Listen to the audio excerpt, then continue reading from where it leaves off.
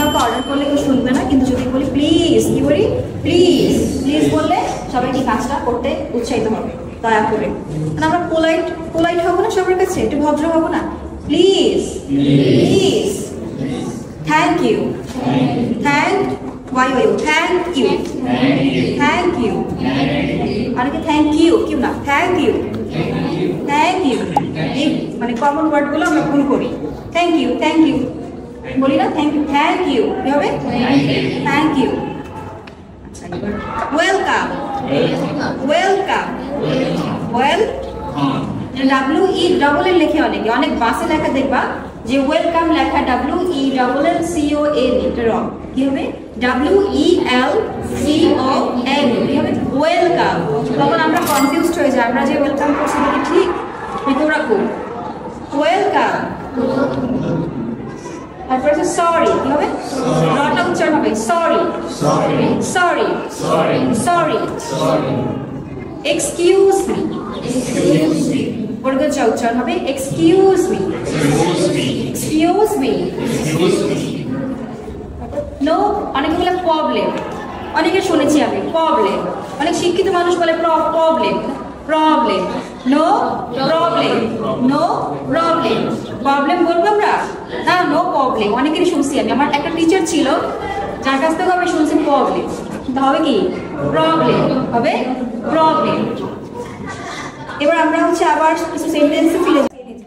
এবারে ইন্টারভিউর কি প্রশ্ন করতে পারে? What do you know about our company, what do you know about our company. তাহলে আমরা এটা রিপ্লাই দিতে পারবো।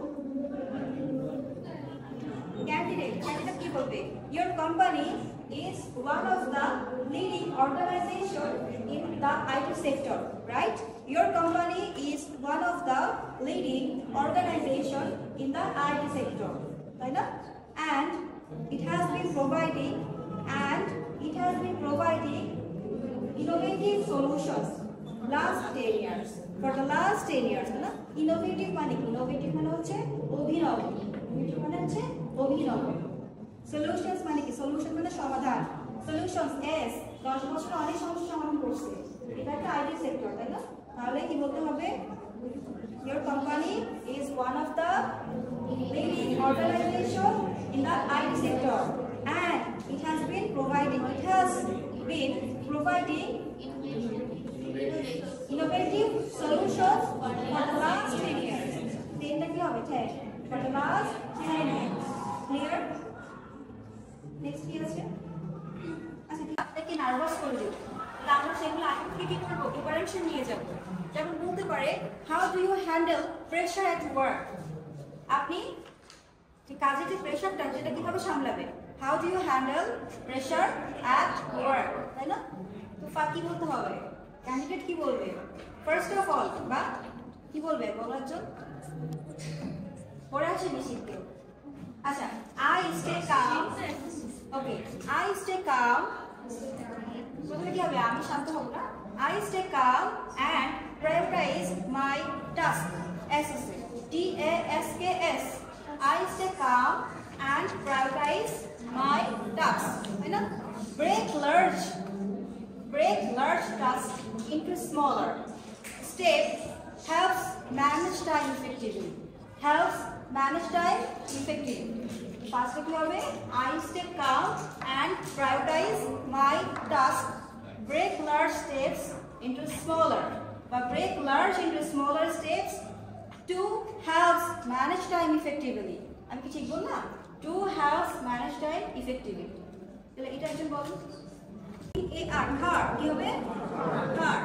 কটা উচ্চারণ করি আমরা, কিন্তু হবে হ্যাঁ হার, তাই না? কার বলি হার। ডান্স, আমরা বলি ড্যান্স, ড্যান্স না ডান্স। অনেকেই দেখবা আমাদের বলে ড্যান্স, চলো ড্যান্স, ঠিক আছে। ডান্স কি হবে? ডান্স। এগ কি হবে? এগ। কটা উচ্চারণ হবে এখানে? গ। এগ, E-double-G কি হবে? এগ। আচ্ছা, অনেকে গিফটকে গিফট বলি, গিফট বলে। গিফট আর গিফট একটা, টটা উচ্চারণ হবে কি হবে? গিফট। গিফট কি হবে? গিফট। এরপর আসি হ্যান্ড কি হবে? হ্যান্ড। HAND কি হবে? হ্যান্ড। হ্যান্ড মানে হাত, হ্যান্ড মানে হাত, HAND হ্যান্ড। আচ্ছা, আমরা এবার হচ্ছে সালাম এবং শুভেচ্ছা কিভাবে জানাবো? সবার সাথে দেখা হলে কি বলি? সালাম দেই, hello, how are you, what's up, বলি না আমরা এগুলা? তাহলে এগুলো একটু শিখি আমরা। হ্যালো, অনেকে বলে হ্যালো, হ্যালো কি হবে? হ্যালো, কি হবে? হ্যালো, আওয়াজ শুনতে পাচ্ছি না। হ্যালো, হাই, হাই, রসইটা উচ্চারণ হবে হাই। সবসময় একটা কথা বলি আমি, রসইটাকে উচ্চারণ করতে হবে hi. Good morning, good morning, এটা রং আছে না? গুড মর্নিং বলো নাকি? গুড মর্নিং না, গুড মর্নিং কি হবে? Good morning. গুড আফটারনুন কি হবে? আফটারনুন, গুড আফটারনুন কি হবে? Good afternoon. Good night, good night, good night. আচ্ছা, এবার আমরা কিছু কমন ওয়ার্ডসে আসি, পোলাইট ওয়ার্ডস।